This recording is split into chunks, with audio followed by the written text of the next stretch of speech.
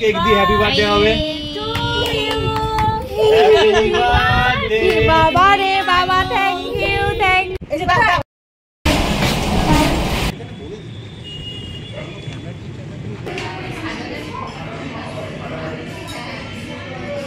বাবাই, ও শোনা বাবা, কি খাচ্ছ তুমি? কেক খাচ্ছ? মাম্মামের বার্থডের কেক খাচ্ছ তুমি? আমার বার্থডে ছিল, আমার বার্থডে ছিল। কেক দি হ্যাপি বার্থডে হবে। বাবা রে বাবা, থ্যাংক ইউ থ্যাংক ইউ। ছবি তুলছে, ছবি তুলছে, হ্যাপি বার্থডে বলছে তো সবাই আমার। বাবা, আজকের এই ব্লগটা দেখে তোমরা বুঝেই গেছো আজকে আমার বার্থডে, মানে 8 সেপ্টেম্বরে আমার বার্থডে। তো 7 সেপ্টেম্বর রাত 12টার পরে কেকটা কাটা হয়েছে। বাট আমি এই কেকটা কাটিনি, এই কেকটা আমাকে মাম্পি সারপ্রাইজ দিয়েছিল। যেহেতু কেকটা অনেকটা বড় ছিল, তো সেই কারণে আমি পরের দিন রেস্টুরেন্টে গিয়ে কেকটা কেটেছি। আর কি কাটবো, রাত্রেবেলা কাটতেই হবে, তো সেই কারণে ওরা ব্লিঙ্কিট থেকে একটা আইসক্রিম কেকের অর্ডার দিয়েছিল। এই দেখো আদি কি করলো, ফট করে ওখান থেকে নিয়ে খাওয়া শুরু করে দিয়েছে। ওদেরই তো আনন্দ বলো। যাই হোক, এই আইসক্রিম কেকটাই আমি কাটলাম, আর বড় কেকটা নেক্সট ডের জন্য রেখে দিয়েছিলাম। তো এই কেকটা কাটলাম, কেকটা ভীষণ টেস্টি ছিল, ice cream cake. Hey lovely people, welcome back to my channel উর্পিয়াদি লাইফস্টাইল। তোমরা কেমন আছো সবাই? আশা করি সবাই ভালো আছো, আমিও খুব ভালো আছি। আজকে আমার বার্থডে ব্লগটা তোমরা দেখো আর সুন্দর সুন্দর কমেন্ট করো, জানিও কেমন লাগলো। এই ভিডিওটা আমি বার্থডের দিন অফিসে যাওয়ার সময় করেছিলাম। তো যাই হোক, ওই দিন আর আমি আর ছুটি নেইনি, ওই দিন আমি অফিস করে রাতে বাড়ি ফিরে তারপরে আমরা রেস্টুরেন্টে গিয়েছিলাম।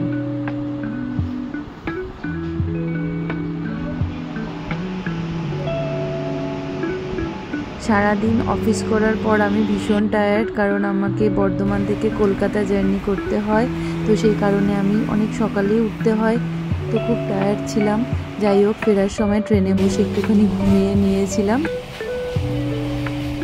আমরা রেডি হয়ে বর্ধমানে দ্য সেকেন্ড ওয়াইফ রেস্টো ক্যাফেতে গেছিলাম। এই ক্যাফেটার খাওয়ার কোয়ালিটি ভীষণই ভালো। তোমরা যদি কেউ বর্ধমানে থেকে থাকো তাহলে অবশ্যই এখানে ভিজিট করে যেও, খাবারগুলো টেস্ট করে যেও। যাই হোক, আমি আমার শাশুড়ি মা, ননদ, সৌমাবো আর আমার পুচকি আদিকে নিয়ে আমরা চলে গেলাম রেস্টুরেন্টে। চলো চলো, আগে ভেতরে যাই, তারপরে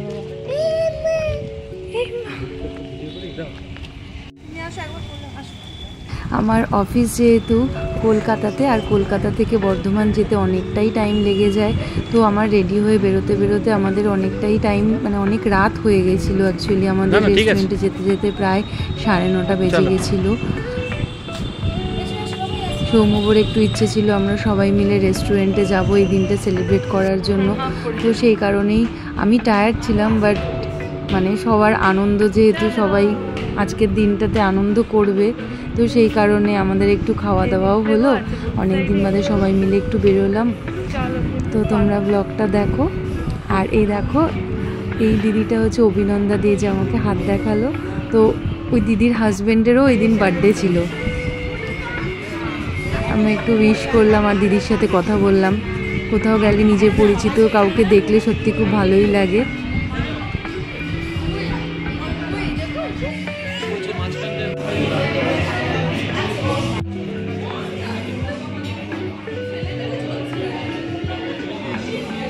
এর আগেও আমরা এই রেস্টুরেন্টে 1-2-3 বার এসেছিলাম। রেস্টুরেন্টের অ্যাম্বিয়েন্সটা খুবই সুন্দর। আমরা গ্রাউন্ড ফ্লোরে এর আগের বার বসেছিলাম, বাট এবার এই ফার্স্ট ফ্লোরেই। তো খুব সুন্দর, দেখো অ্যাম্বিয়েন্সটা সত্যিই খুব সুন্দর।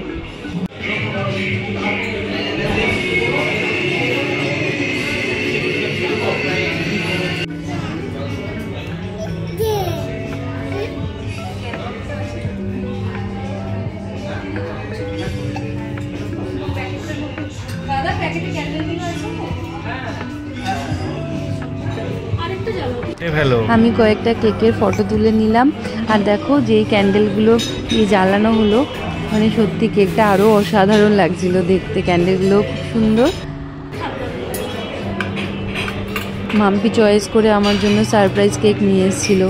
আমাকে বলেনি, হঠাৎ করে বললো যে আমি একটু কোথাও থেকে ঘুরে আসছি। আমি কোথা থেকে কিছুতেই বললো না। কেকটা খুব টেস্টি ছিল। কেকটা ছিল কাজু স্পেশাল। মিয়ামোরে।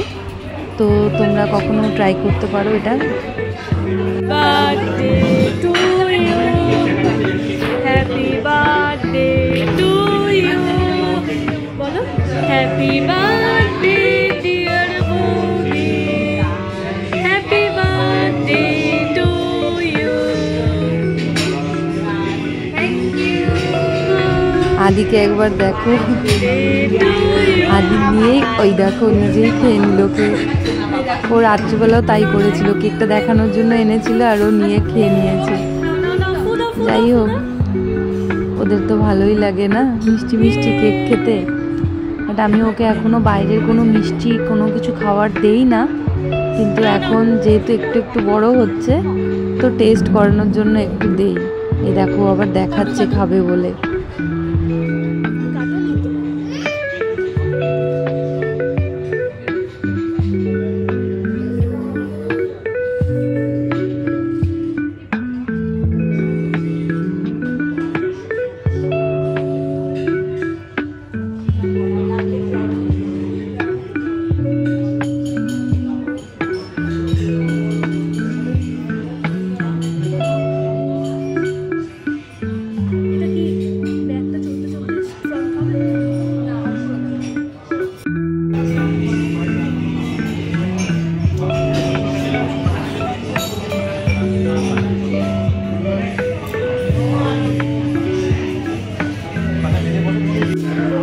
সোশ্যাল মিডিয়াতে এইরকম স্টাইল করতে আমি অনেককেই দেখেছি, ব্যাপারটা আমার খুব ভালো লেগেছিল, আমিও একটুখানি ট্রাই করে নিলাম। দেখো happy birthday to me, happy birthday.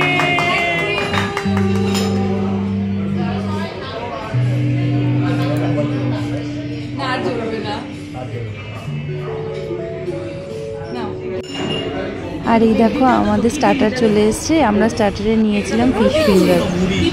টেস্টটা জাস্ট অসাম ছিল, মানে ফার্স্ট টাইম আমরা খেয়ে আবার আরেকটা অর্ডার করেছি, মানে এতটাই টেস্টি ছিল ফিশ ফিঙ্গারটা। আদির জন্য একটা ফাইবারের প্লেট দিয়ে দিতে বললাম, কারণ ও আমাদের কাচের প্লেটগুলো নিয়ে টানাটানি করছিল, তো সেই কারণে এসে ওয়েটার দাদা আমাদের একটা ফাইবারের প্লেটও দিয়ে দিয়েছিল। তো আমরা খাওয়া স্টার্ট করে দিয়েছি অলরেডি, কারণ গরম গরম ফিশ ফিঙ্গার খাওয়ার তো একটা মজাই আলাদা। ফিশ ফিঙ্গারের পরে ছিল ক্রিসপি চিকেন। ক্রিসপি চিকেনটাও খুব টেস্টি ছিল, মানে বোনলেস ক্রিসপি চিকেন, পুরোটাই ডিপ ফ্রাই ছিল। আর এই দেখো আদি খাচ্ছে, আদিকে একটু কেক দেওয়া হয়েছিল, তো ওই কেকটা নিয়ে ভিজেছিল, পুরো একদম প্লেটে মাখিয়ে জাকিয়ে পুরো একাকার করেছে। যাই হোক, তাও একটু চুপচাপ ছিল, নাহলে ওকে কিছুতেই কন্ট্রোল করা যায় না, এটা ধরবে তাকে ধরবে। জানো কি করেছিল, একটা চামচ নিয়ে পাশের টেবিলে একজন বসেছিল তাকে ছুঁড়ে মেরেছে। ভাবো যদি মাথায় লেগে যেত তাহলে কি হতো। এ দেখো আমি বললাম আমরা সেকেন্ড টাইম আবার আরেকটা অর্ডার করেছি।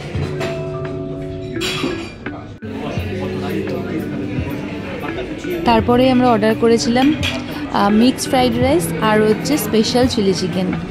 তো টেস্ট তো অসাধারণ ছিল, আর আমার এমনিতেও মিক্সড ফ্রাইড রাইস আর চিলি চিকেন ফেভারিট, তো সেই কারণে আমরা মিক্সড ফ্রাইড রাইস আর চিলি চিকেনই অর্ডার করলাম।